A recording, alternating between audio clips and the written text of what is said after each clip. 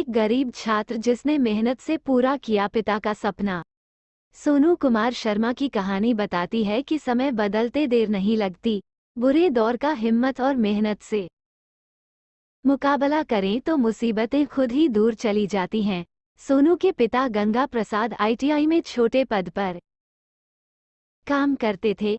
कमाई इतनी ही थी कि किसी तरह अपना और परिवार का पेट भर सके, लेकिन आईटीआई में छात्रों को पढ़ते देख वे अपने सोनू के लिए सपने देखा करते थे, लेकिन उनकी दुनिया आईटीआई तक ही सीमित थी। उन्हें आईआईटी के बारे में पता भी नहीं था। सोनू पढ़ने में होशियार था, लेकिन पटना के जिस सरकारी स्कूल में वह पढ़ता था, वहाँ शिक्षक रोज नहीं आते थे। उसके पास सारी किताबें भी नहीं थीं, लेकिन आत्मविश्वास भरपूर था। पिता अपनी नौकरी के दम पर बड़ी मुश्किल से बच्चों के लिए किताब खरीद पाते थे। उन्हें हर साल इसके लिए कर्ज लेना पड़ता था।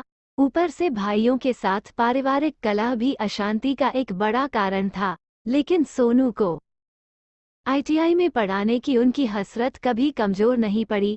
सोनू भी इन मुश्किलों से जूझते हुए किसी तरह पढ़ाई करता रहा।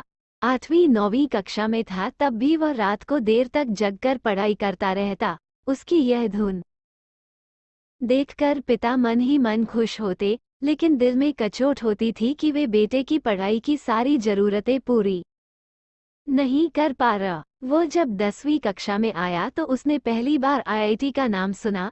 उसके बाद से उसने आईआईटी में ही पढ़ाई करने की ठान ली।